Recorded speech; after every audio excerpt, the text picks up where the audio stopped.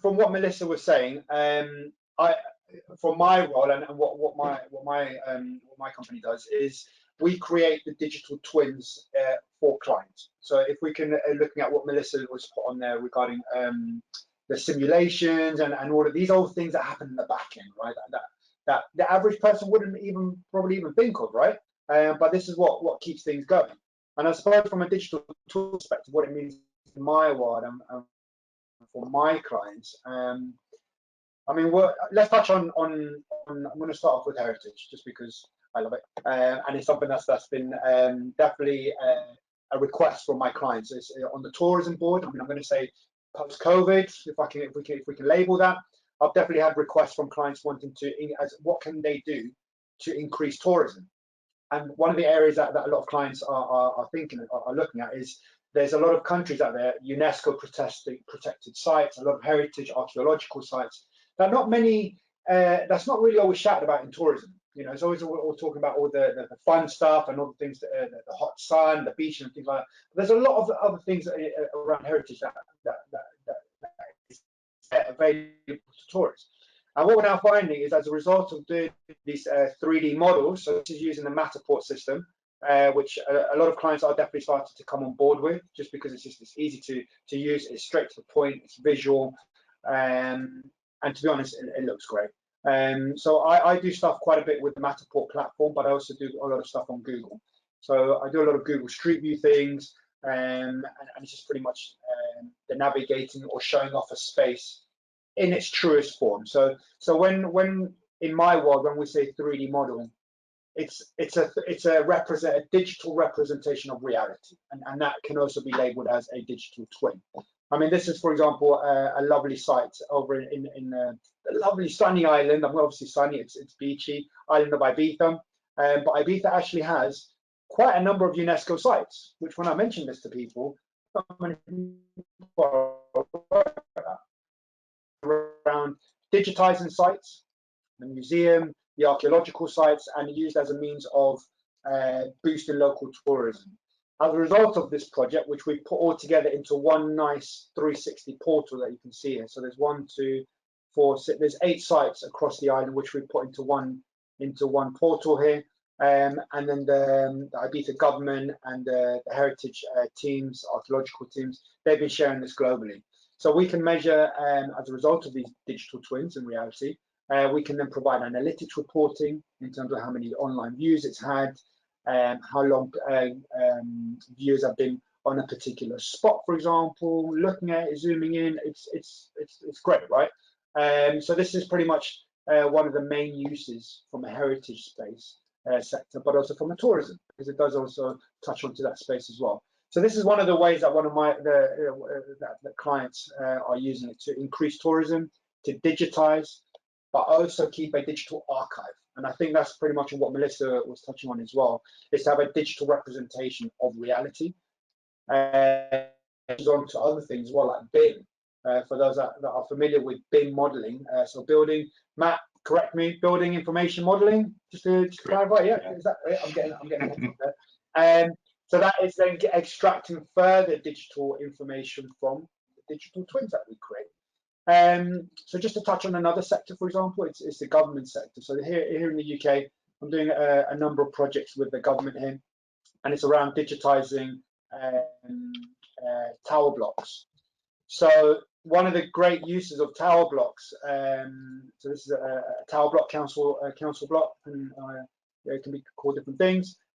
Great point of digitizing this is that the council have a digital representation of the building, saves them having to travel back in their different teams, so electricians or water teams, any type of maintenance or facilities management really.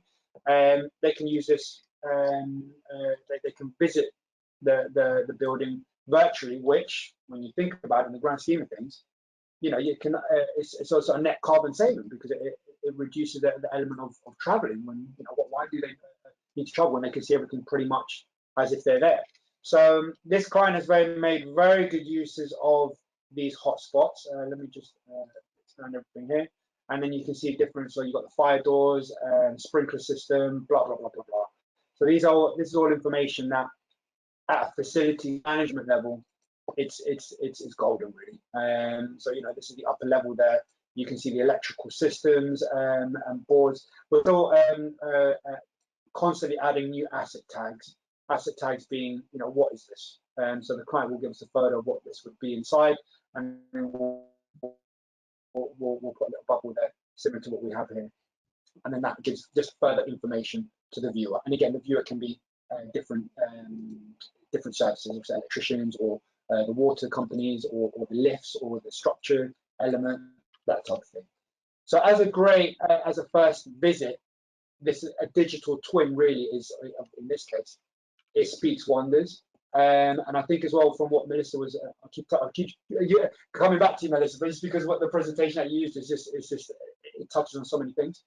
From a fire safety perspective, and this is probably a question I have for you later on, Melissa, this digital twin of this block, for example, not only is it used for the council and the government level, but also at the fire level, so the fire teams and crews. So if, God forbid, they need to attend a building, normally they would have access to some sort of floor plans, but how great would it be if they have access to the entire block en route, and they can visualize straight away the route.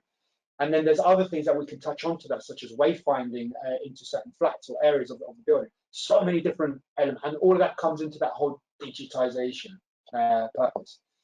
I'll just touch on to a few other points there, and then I'll pass on. This was another great building here. Over, if you haven't been there, recommend you visit. Whoops. So this is just an example of a 3D model, just to view the restaurant. So this is a private members club, but it also has they're very big with art. So one of the things. What's that? It's taking a slight second to load up. I think one thing to say is that actually navigating around these models is very, very smooth, but because we're basically running it through GoToWebinar, it's a little bit jumpier than the actual user experience would be. Sorry, Simon. No. Yeah, no, thanks for mentioning that. So there's other uses as well, especially now from a meta perspective. So they have clients that we're talking with that they want to now, if you're into the blockchain space and the crypto space, NFTs is something that's now being discussed with clients. So when you're looking at a 3D model, have access to that NFT representation that they can click, view in a metaverse environment, purchase it, or you navigate in your own gallery, and then you've got different NFTs or digital art represented around. So many different uses, and to be honest, we're just at the start really of where true digitization and true digital twins will take us. So I'm super pumped with what's around the corner, to be honest. We can share it, Matt, if you like afterwards, and feel free to share that with the audience. On another one here from a flight training client, you can see we're in a lovely hangar here, and what they've done, so it's just loading there a second. We've digitized their flight training center, and then what this allows prospective pilots or graduates, or even because clients can share these models with the schools. And imagine showcasing this into a classroom full of kids, and they're like, oh my god, I'm walking into the flight training center. It's just sharing these spaces with and experiences for people that are maybe not able to access these sites in the heritage side of things. So yeah, great way of showcasing spaces, the virtual tours, digital twins, 3D modeling. Again, depending who my sector is, they use different terms in slightly different ways. Factories, or the AEC, architectural engineering and construction industries, massive uses, and I'm sure Bill has got a few in his pocket that he'll come back, that he'll come and share with us. This is massive space regarding the digitization.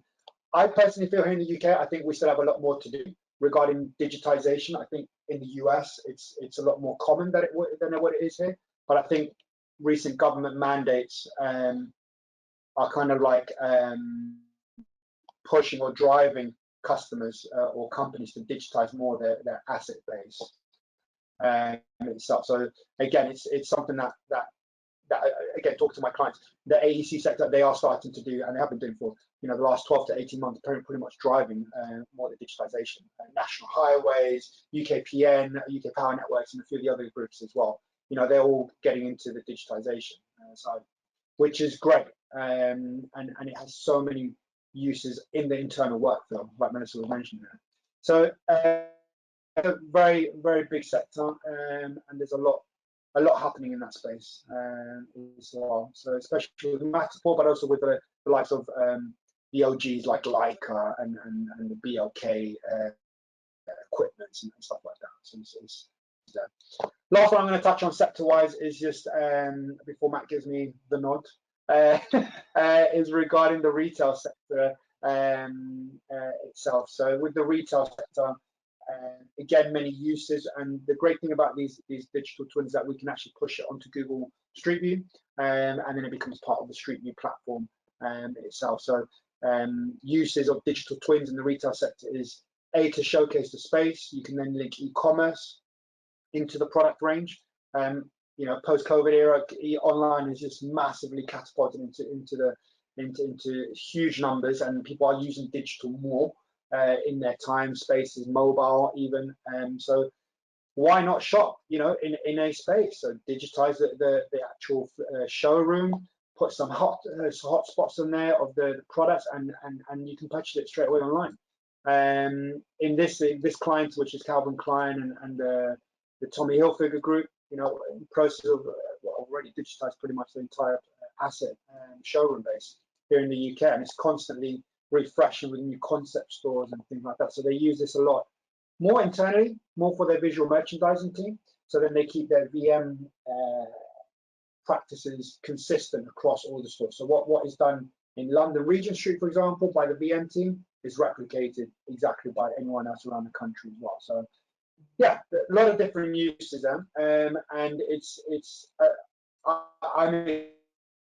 think with the time that we've got, it's going to be some interesting questions coming by. Matt, I think I'm going to wrap up. I didn't look at the time there, so apologies. No, that's great. Thank you, Simon. Yeah, but yeah, just a little showcase of just some of the work that we do with our awesome client base.